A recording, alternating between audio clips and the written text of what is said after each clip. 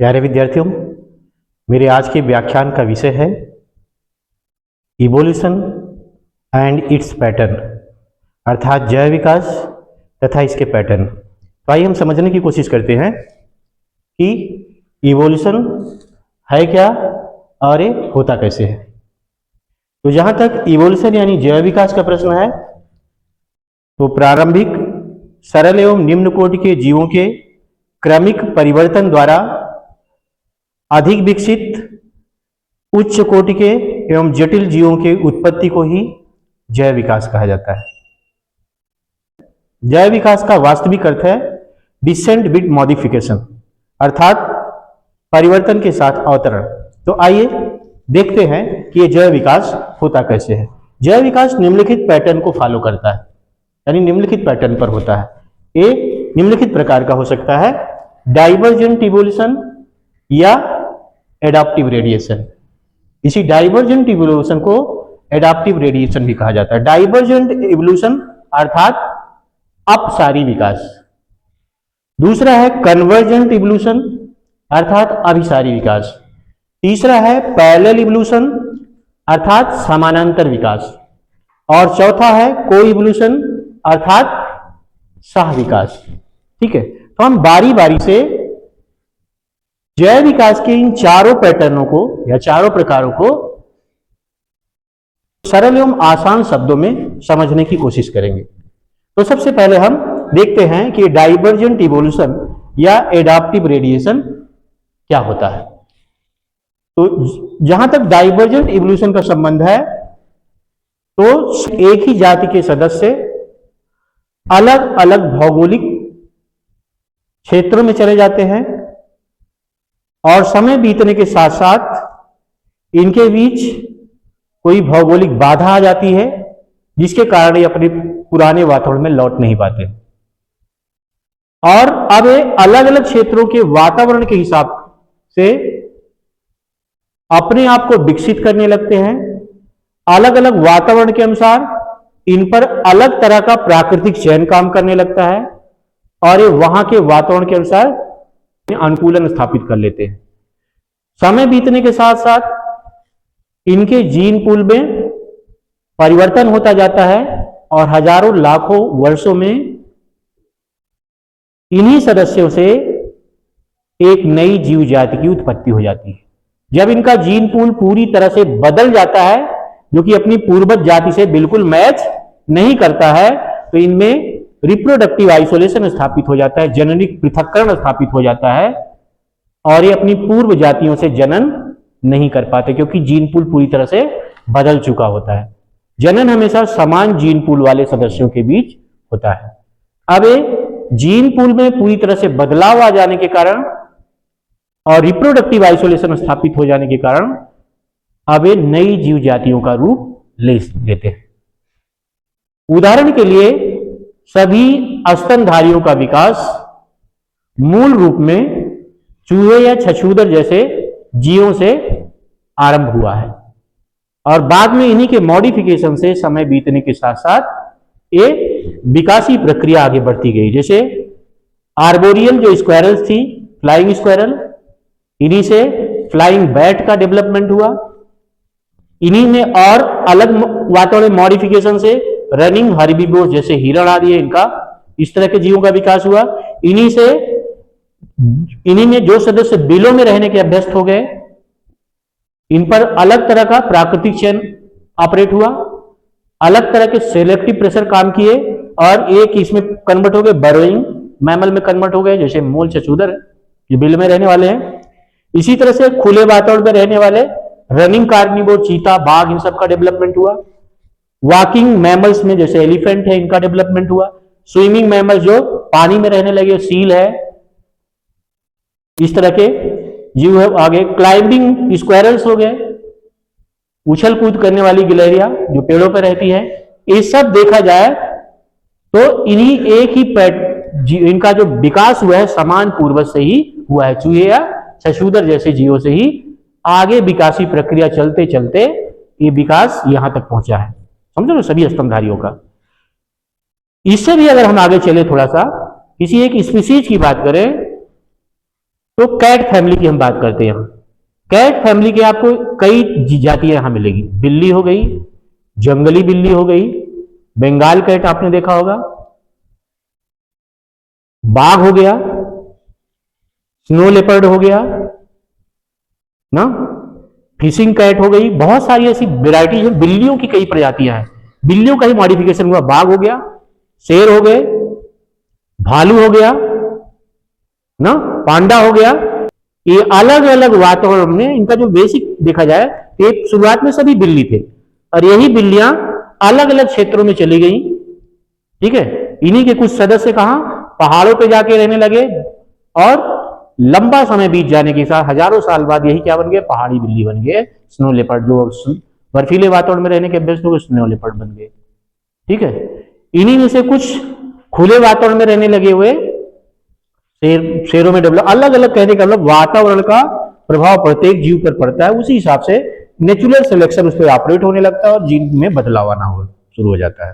ठीक है, और बिल्ली प्रजाति के मॉडिफिकेशन द्वारा ये बड़ी जो बिल्लियां हैं, जिनको हम शेर कहते हैं, बाघ कहते हैं, तेंदुआ कहते हैं, चीता कहते हैं, ये सब एक दूसरे से थोड़ा बहुत मिलते भी हैं और ये अलग अलग वातावरण में रहने के, लंबे समय तक अलग अलग वातावरण में रहने के कारण वर्तमान में आज इनकी हमें अलग अलग जातियां दिखाई देती है। जबकि मूलतः इनके पूर्वज एक ही पूर्वज जाति क्या किससे उनका उद्भव हुआ है, बिल्लियों से हुआ है।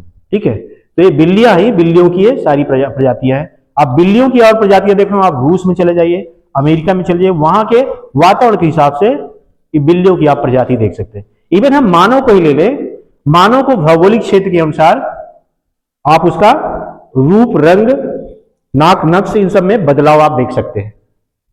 कोई अभी चाइनीज आ जाए तो आप बिना कुछ सोचे ही कह देते हैं चाइनीज ना। नेपाली आ जाए कहते नेपाली है, कैसे आप कह सकते हो ना, क्योंकि वो अलग अलग वातावरण में वो लोग रहने वाले हैं, उनका वातावरण अलग है, पहाड़ी क्षेत्रों के है ना, जिसके कारण उस पहाड़ की जलवायु और वहां के प्राकृतिक वातावरण का उनके शरीर के रूप, रंग ना, नाक, नक्श पे प्रभाव पड़ा है।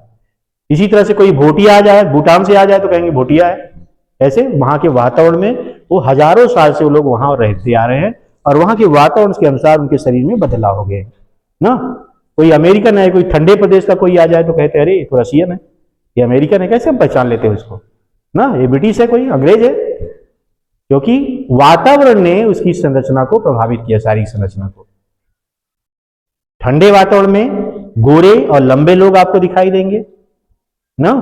जहां गर्म वातावरण आप चले जाइए अफ्रीका महाद्वीप में, वहां आपको नीग्रो मिल जाएंगे ना, बिल्कुल काले एकदम, क्योंकि वो ऐसे वातावरण में हजारों वर्षों से रहते आ रहे हैं, जिसके कारण उनमें उनके जीनों में बदलाव हो गया है, अलग तरह का प्राकृतिक शरीर पे ऑपरेट हुआ है। लेकिन वो सब अलग जीव जातियां इसलिए नहीं बन पाए क्योंकि अभी मानव की उत्पत्ति को ही इतना लंबा समय नहीं हुआ है कि वो अलग जीव जाति ले ले। और दूसरी चीज, मानव में मेल मिलाप चलता रहता है, ये कभी आइसोलेट कंडीशन में नहीं रहते ना। तो इसलिए मानव से फिर एक नई जीव जाति नहीं अभी, लेकिन यही मानव ही अगर लंबे समय तक अपनी मूल आबादी से कट जाए और हजारों वर्ष, लाखों वर्षों तक किसी ऐसे स्थान पर रहने लगे, तो हो सकता है मानव की एक नई प्रजाति का उद्भव हो जाए जो पहले से मानव से उसका कोई मतलब ना हो, यानी वो जनन करने में भी अक्षम हो। तो वर्तमान में मानव चूंकि अभी इतना समय उसको नहीं हुआ है, वर्तमान मानव के उद्भव को ही, तो अभी वो, लेकिन ये बदलाव देखा जा सकता है, इंसानों में भी बदलाव देखिए आप। ठंडे प्रदेश में एस्किमो में चले जाइए तो एस्किमो जो ट्राइब है, ये कह सकते हैं अमेरिका की अलास्का जैसे रीजन में, साइबेरिया जैसे रीजन में, जहां की सबसे ठंडा तापमान होता है, वहां भी ये अपने आप को रहने में एडाप्ट कर लिए हैं। वहां भी इन्होंने अनुकूलन स्थापित कर दिया। इनके बच्चे भी उन्हीं बर्फ के घरों, इग्लू में पैदा होते हैं ना। एस्किमो के अलावा और कोई भी ट्राइब वहां, मानो कि कोई भी ऐसी जाति नहीं जो वहां जीवित रह सके, लेकिन एस्किमो वहां से हजारों वर्षों तक उसी वातावरण में रहते आ रहे हैं, जिसके कारण उनके जीनों में कुछ बदलाव हो गए, नए म्यूटेशन हो गए। वहां के वातावरण ने, यानी नेचुरल सिलेक्शन ने उनको क्या है, फेवर किया है। नेचुरल सिलेक्शन जो उन पे ऑपरेट हुआ, हो सकता है शुरुआत में कुछ सदस्य मरे हों, लेकिन धीरे धीरे उनके जीनों में बदलाव हुआ होगा, म्यूटेशन हुआ, उसके कारण उस ठंड को बर्दाश्त करने के जीन उनके अंदर है, इसलिए उस ठंडी को बर्दाश्त कर लेते हैं। हम आप तो हिमालय की बहुत थोड़ी सी भी ठंडी आ जाए तो थोड़ा भी ठंड बढ़ने लगता है तो स्वेटर निकाल लेते हैं, गर्म कंबल निकाल लेते हैं। लेकिन सोचिए जहां टेम्परेचर माइनस में 50 से 100 डिग्री नीचे रहता हो वहां लोग कैसे सरवाइव करते हैं। तो वहां इस तरह के उनके जीनों में बदलाव हो जाते हैं, जिसके कारण वो ऐसी स्थितियों में निर्भर। ऐसे ध्रुवी भालू देख लीजिए, ध्रुवी प्रदेशों में ध्रुवी लोमड़ी देख लीजिए, यहाँ की लोमड़ियों से अलग होती है। यहाँ के भालू को वहां ले जाया जाए तो 1 मिनट भी सरवाइव नहीं कर पाएगा। हम ही आपको अभी अलास्का में ले चल के छोड़ दिया जाए तो हम 1 मिनट भी नहीं जी पाएंगे, 1 मिनट में हमारे प्राण पखेरु उड़ जाएंगे, ठीक है। लेकिन वो लोग सोचिए हजारों साल से वहां रहते आ रहे हैं, इसलिए उनमें ऐसे एडाप्टेशन है जो कि उनकी पीढ़ी दर पीढ़ी उनकी संतानों में वंशागत हो रहे हैं और वो ऐसा करने में सक्षम है। तो आप समझ गए ना कि डाइवर्जेंट इवोल्यूशन में क्या होता है, एक जाति के सदस्य अलग अलग वातावरण में चले जाते हैं, उस अलग अलग वातावरण में उन पर अलग अलग तरह का सिलेक्टिव प्रेशर काम करने लगता है, अलग तरह से नेचुरल सिलेक्शन उन पर ऑपरेट होने लगता है, जिसके कारण उनके जीन पूल में अलग तरह से बदलाव शुरू हो जाता है। और एक समय ऐसा आता है जब उनका जीन पूल अपनी प्रारंभिक जो उनके जहां से वो आए हैं ना, प्रारंभिक जाति के जीन पूल से बिल्कुल डिफरेंट हो जाता है। तो ऐसी स्थिति में उनमें रिप्रोडक्टिव आइसोलेशन काम करने लगता है और अपनी पूर्व की जातियों से जनन नहीं कर पाते और स्वयं एक नई जीव जाति का रूप ले लेते हैं। जैसे हमने बिल्ली फैमिली के डाइवर्जेंट इवोल्यूशन को समझाया आपको, इसी डाइवर्जेंट इवोल्यूशन को एडाप्टिव रेडिएशन भी कहा जाता है। जिस तरह से विकिरण अलग अलग क्षेत्रों में फैलता है, समान रूप से उसका फैलाव होता है, उसी तरह से एक ही जात के सदस्य अलग अलग वातावरण में अलग अलग तरीके से विकृत होते हैं। वही जंगली बिल्ली बन जाते हैं, वही पहाड़ी स्नो लेपर्ड बन जाता है, वही प्यूमा बन जाता है किसी अलग क्षेत्र में जाकर के ना, वही बाघ बन जाता है, वही तेंदुआ बन जाता है, वही चीता बन जाता है, वही शेर बन जाता है, वही भालू बन जाता है ना। एक ही जाति के सदस्य अलग अलग वातावरण में रहने के कारण उन पर अलग अलग तरह का सिलेक्टिव प्रेशर काम करता है, अलग अलग तरह का वो एडाप्टेशन स्थापित कर लेते हैं उस वातावरण के अनुसार, उनके जीनों में उसी हिसाब से बदलाव हो जाता है। और एक समय आता है जब उनका जीन पूल यानी उनकी जो जीन राशि होती है पहले की जाति से बिल्कुल डिफरेंट हो जाती है। वो जीन नए जीन स्थान में यानी पुराने जीनों का स्थान जब नए जीन ले लेते हैं तो जीन पूल में व्यापक बदलाव आ जाता है और अब इनमें रिप्रोडक्टिव आइसोलेशन काम करने लगता है और ये अपनी पूर्व की जातियों से जनन नहीं कर पाते और एक स्वतंत्र जीव जाति का रूप ले लेते हैं और इस तरह से एक नई जीव जाति की उत्पत्ति हो जाती है। तो ये क्या कहलाता है, डाइवर्जेंट इवोल्यूशन या इसी को एडाप्टिव रेडिएशन भी कहा जाता है। अब बात करते हैं कन्वर्जेंट इवोल्यूशन की। कन्वर्जेंट इवोल्यूशन यानी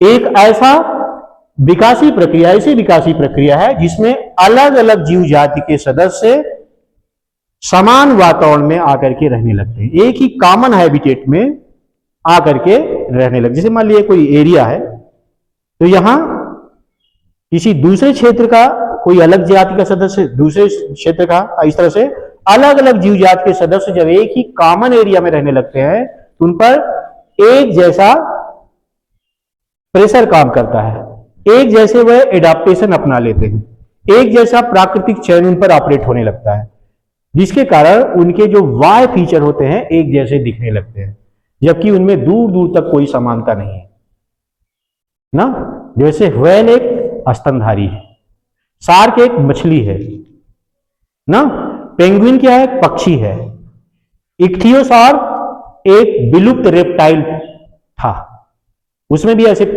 लक्षण उसके जीवाश्म मिले उससे पता चलता है, ठीक है। इसी तरह से डॉल्फिन हो गया, व्हेल हो गया, ये सब अलग अलग तरह के जीव हैं लेकिन सभी पानी में रहने के कारण क्या है, मछली जैसे दिखाई देते हैं। व्हेल क्या है, मछली थोड़ी है, स्तनधारी। सील क्या है, स्तनधारी है, लेकिन इन सब का शरीर धारा रेखित होता है, सभी बहुत फास्ट स्विमर होते हैं, बहुत तेजी से तैरते हैं, ठीक है। तो जब अलग अलग जातियों के जीव एक कॉमन हैबिटेट में रहने लगते हैं, एक समान पर्यावरण में रहने लगते हैं, आवास में रहने लगते हैं, जिन पर की समान प्राकृतिक चयन ऑपरेट होने लगता है, तो उनमें समान तरह का एडाप्टेशन देखने को मिलता है। और ऐसे विकास को ही क्या कहा जाता है? कन्वर्जेंट इवोल्यूशन कहा जाता है। समझ लो ना, इसी को एडाप्टिव कन्वर्जेंस भी कहा जाता है। ठीक है, एडाप्टिव कन्वर्जेंस या कन्वर्जेंट इवोल्यूशन वह प्रक्रिया है जिसमें अलग अलग जीव जातियां एक ही क्षेत्र में निवास करने लगती हैं, जिसके कारण एक ही तरह का पर्यावरण होता है उनके पास, एक ही तरह का दबाव उन पे काम करता है, और वो एक ही तरह का एडाप्टेशन ग्रहण कर लेती हैं और समान सी दिखने लगती हैं, जबकि उनमें कोई समानता नहीं होती। जैसे पेंगुइन एक पक्षी है, व्हेल एक स्तनधारी है, शार्क एक मछली है ना, इक्थियोसार एक रेप्टाइल था जो कि अब विलुप्त हो गया है। ये सभी जीव एक जैसे दिखाई देते हैं। हम आप देखेंगे कहेंगे मछली है, जबकि ये मछली नहीं है, अलग अलग जीव जाति के सदस्य हैं, इनके बीच कोई क्या है? समानता नहीं है। फिर भी ये समान बाह्य रूप से समान इसलिए दिखते हैं क्योंकि ये समान वातावरण में रहते हैं, इन पे एक तरह का ना सेलेक्टिव प्रेशर काम करता है। वातावरण का जो प्रेशर है एक जैसा सब पे काम करता है, इसलिए इनका अनुकूलन एक जैसा हो जाता है और एक जैसे दिखाई देते हैं ना। व्हेल को भी हम कहेंगे मछली है, लेकिन मछली नहीं हो, स्तनधारी है। सील भी मछली की तरह दिखता है, धारा रेखित शरीर है। शार्क पानी में पाई जाती है, तो पानी में तैरने के लिए धारा रेखित शरीर होना जरूरी है। तो शार्क, सील, व्हेल और पेंगुइन जो कि पक्षी है, वो भी उसका भी शरीर धारा रेखित होता है। ये सभी अलग अलग जाति और वर्ग के सदस्य होने के बाद भी एक जैसे इसलिए दिखते हैं क्योंकि ये समान वातावरण में बहुत लंबे समय तक रहते आ रहे हैं, जिसके कारण उस वातावरण के अनुसार इनमें समान से परिवर्तन हो गए हैं। इसी तरह से पक्षी और कीटों के पंख देख लें। कीट क्या है? आर्थ्रोपोडा के सदस्य हैं, और पक्षी क्या है? मैमल के समकक्ष एक क्लास है, एप्स क्लास है। कार्डेटा के क्लास, कार्डेटा वर्ग है, फाइलम कार्डेटा के क्लास एप्स के जो है पक्षी वर्ग के सदस्य हैं पक्षी। और जबकि आर्थ्रोपोडा क्या है? वो कार्डेटा नॉन कार्डेट है। तो कीट जहां आर्थ्रोपोडा से बिलोंग करते हैं, वहीं पक्षी क्या है? एप्स से बिलोंग करते हैं, जो उनका पक्षी वर्ग से बिलोंग करते हैं। तो इन दोनों में देखा जाए तो कोई समानता नहीं है। विकासी क्रम में ना जेनेटिक लेवल पे कोई समानता है। विकासी प्रक्रियाओं में भी अलग है, बहुत दूर दूर तक इनमें कोई संबंध नहीं है, और जेनेटिक लेवल पर भी इनमें कोई समानता नहीं है। फिर भी पक्षी और कीड़े मकोड़े एक जैसे दिखते हैं क्योंकि इन्होंने फ्लाइट एडाप्टेशन अपना लिया है। उड़ने का काम कीड़े भी करने लगे और पक्षी भी। कैसे? ऐसा लगता है कि कीटों के पंख और पक्षियों के पंख एक जैसे हमें दिखाई देते हैं, यानी कीट देखा जाए तो पक्षियों की तरह ही दिखाई देते हैं। जो कम पढ़े लिखे लोग हो सकता है कि टिड्डियों और बर आदि को पक्षी मानते हो, ये उड़ते हैं ना, लेकिन पढ़ा लिखा आदमी क्या मानता है? इनको कीट मानता है। इनमें कोई समानताएं नहीं है, कारण कि पक्षियों के पंख जहां इनकी त्वचा के रूपांतरण होते हैं, वहीं पक्षियों के पंख इनके दोनों अग्रपादों के रूपांतरण है। जो इनके अगले 4 लिम्स हैं, इनके रूपांतरण से इनके पंख बनते हैं। पंख क्या है? इनके अग्र, जिसको 4 लिम्ब कहा जाता है, अग्रपाद कहा जाता है, इनके रूपांतरण है, जिसके रूपांतरण से क्या बन जाता है? इनमें देखिए पक्षियों में 2 पैर आपको दिखेंगे, आगे वाले दोनों पैर क्या हो गए? वो पंख में बदल जाते हैं। ठीक है, जबकि कीटों में क्या है? जो पंख है उनकी त्वचा के रूपांतरण है। ये बेसिक डिफरेंस है। तो ऐसा विकास या वह विकासी प्रक्रिया जिसमें अलग अलग जीव जाति के सदस्य समान वातावरण में रहने के कारण समान से दिखते हैं, कन्वर्जेंट इवोल्यूशन कहलाता है। समझ में आ गया ना? अब आगे चलते हैं पैरेलल इवोल्यूशन। पैरेलल इवोल्यूशन मतलब समानांतर जैव विकास। जैव विकास की वह प्रक्रिया जो अलग अलग भौगोलिक क्षेत्रों में एक जैसे रूप में होती है, यानी समान रूप में होती है, क्या कहलाता है? पैरेलल इवोल्यूशन कहलाता है। ठीक है, जैसे ऑस्ट्रेलिया और शेष विश्व में स्तनधारियों का विकास।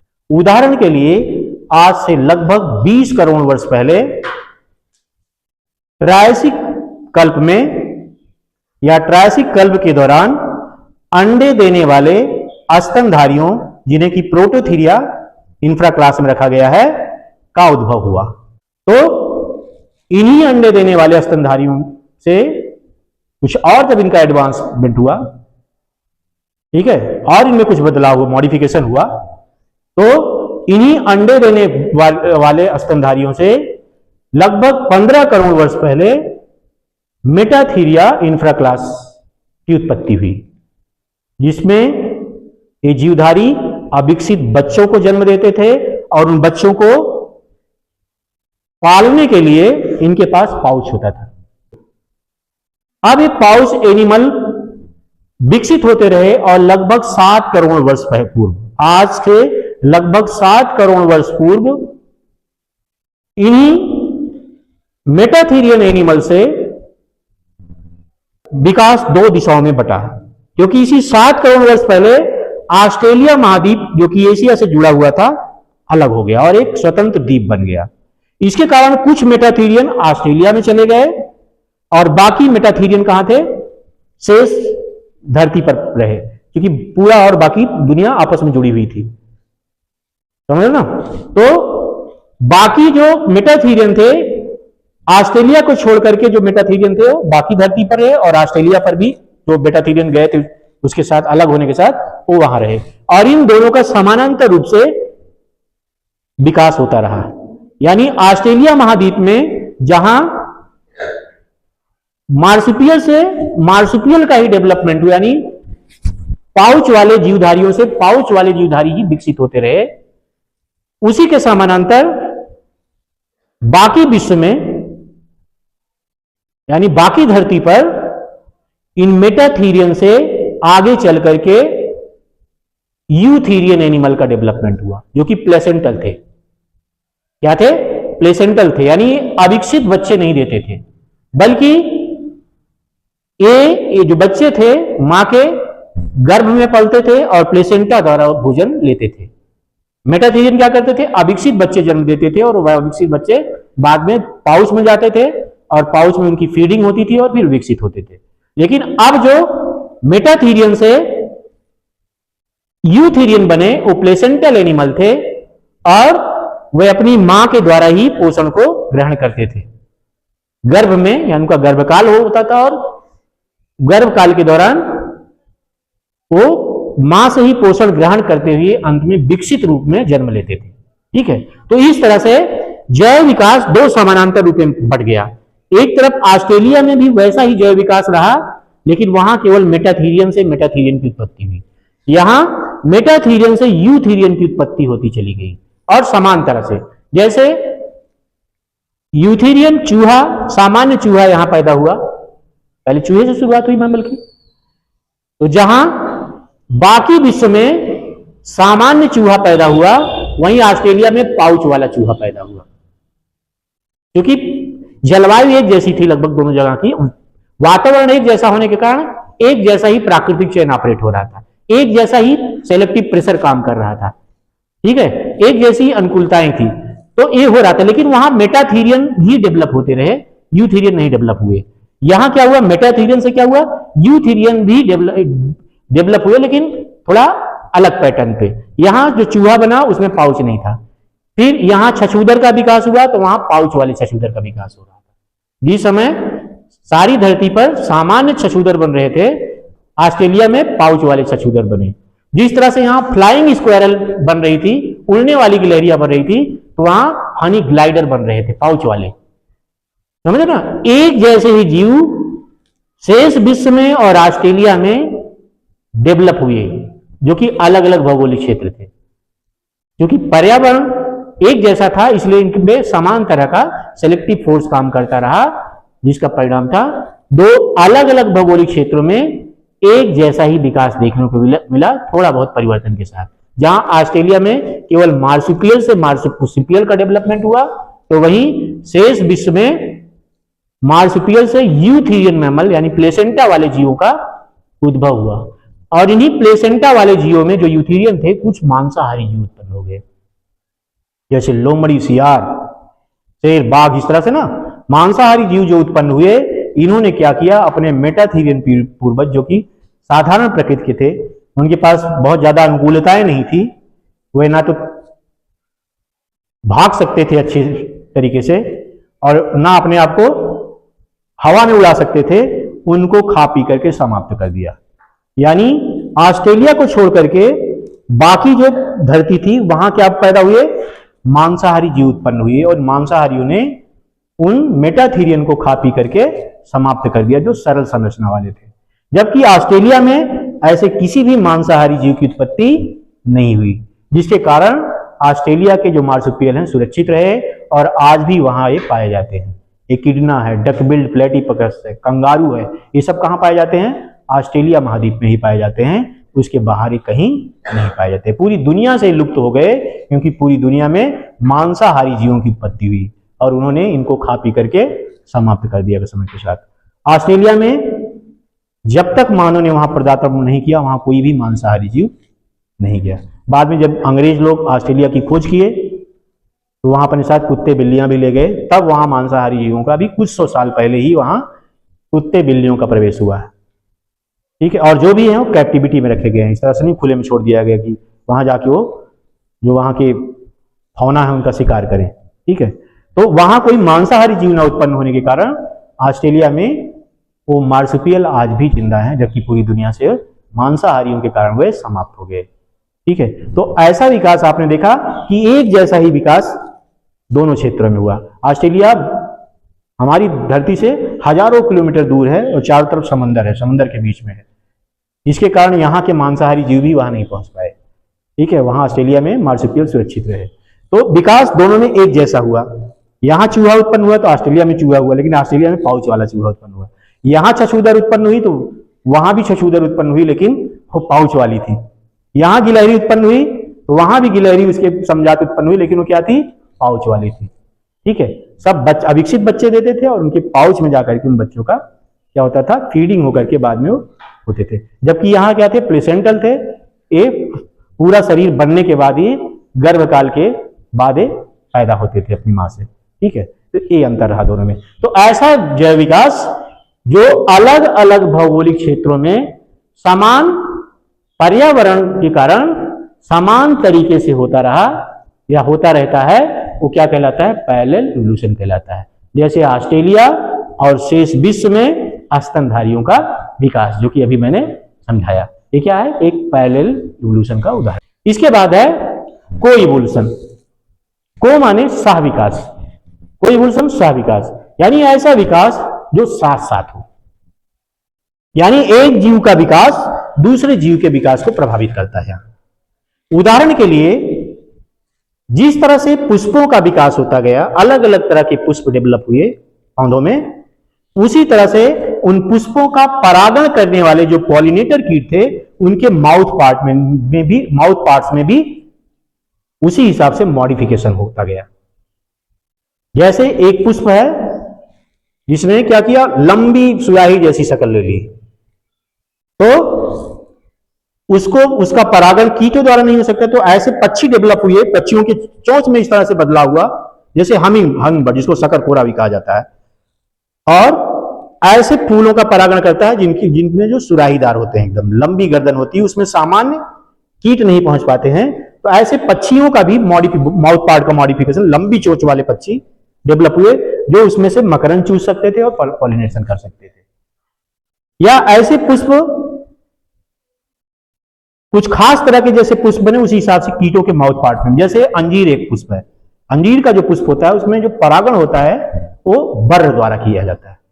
ततैया जिसको जानते हो ना, तो ततैया ही उसका पॉलिनेशन कर पाती है। उसमें माउथ पार्ट में इस तरह से मॉडिफिकेशन हुआ कि ततैया जैसे कीट ही उसका पॉलिनेशन कर पाते हैं। ऐसे तमाम तरह के पुष्प डेवलप हुए और उस पुष्प के डेवलपमेंट के साथ साथ उनका पॉलिनेशन करने वाले कीटों के माउथ पार्ट में भी विकास होता चला गया। तो यहां देख रहे हैं एक जीव जाति जो कि पूरी तरह से भिन्न है दूसरी जीव जाति से, यानी कह सकते हैं कि कोई इवोल्यूशन जब एक से अधिक भिन्न जीव जातियां एक दूसरे के विकास को प्रभावित करें तो क्या कहलाता है, ऐसा विकास सह विकास कहलाता है। जैसे पुष्प क्या है, पौधे हैं, ये अलग जाति है, दूर दूर तक, और कीटों और पुष्पों में कोई संबंध नहीं है। एक पौधा है, एक जंतु है ना, कोई संबंध नहीं है, लेकिन इस पौधे के पुष्प जिस तरह से अलग अलग प्रकार की हुई विकास हुआ, अलग अलग तरह से इनमें डेवलप हुए, उसी तरह से कीटों के माउथ पार्ट भी अलग अलग तरीके से डेवलप हुए ताकि इनका पॉलिनेशन वो कर सके। ठीक है, समझ ना, जरूरत थी, एक को मकरंद लेना था तो माउथ पार्ट में परिवर्तन होना जरूरी था। तो एक कहने का मतलब दोनों पर एक जैसे सिलेक्टिव प्रेशर काम किए और जिसके कारण फूलों की संरचना के हिसाब से ही कीटों के माउथ पार्ट में भी बदलाव होता चला गया और ऐसा विकास क्या कहलाता है? सह विकास यानी कोइवोल्यूशन कहलाता है। यानी जब दो अलग अलग जीव जातियों जिनमें दूर दूर तक कोई संबंध नहीं होता है, फिर भी एक के जैव विकास के कारण दूसरे में भी उसी के अनुरूप जैव विकास होने लगे तो क्या कहलाता है? कोइवोल्यूशन कहलाता है। जैसे पुष्पों की संरचना में बदलाव के कारण कीटों के माउथ पार्ट में भी, जो उनका पॉलिनेशन करने वाले कीट हैं, उनके माउथ पार्ट में भी बदलाव उत्पन्न हो गया। ये क्या है? यानी सह विकास यानी कोइवोल्यूशन का एक उदाहरण है। ठीक है, तो इस तरह से आपने देखा कि विकासीय प्रक्रिया ये चार तरीके से हो सकती है, यानी विकास चार तरह का हो सकता है: डाइवर्जेंट इवोल्यूशन या adaptive radiation, convergent evolution, parallel evolution और कोइवोल्यूशन। मैं समझता हूं मेरे इस लेक्चर ने आपके कॉन्सेप्ट को क्लियर कर दिया होगा इस विकासीय प्रक्रिया को लेकर के, और इस विकासीय प्रक्रिया को लेकर के आपके अंदर एक समझ विकसित हो गई होगी। इन्हीं सब बातों के साथ मेरा आज का व्याख्यान समाप्त होता है। धन्यवाद।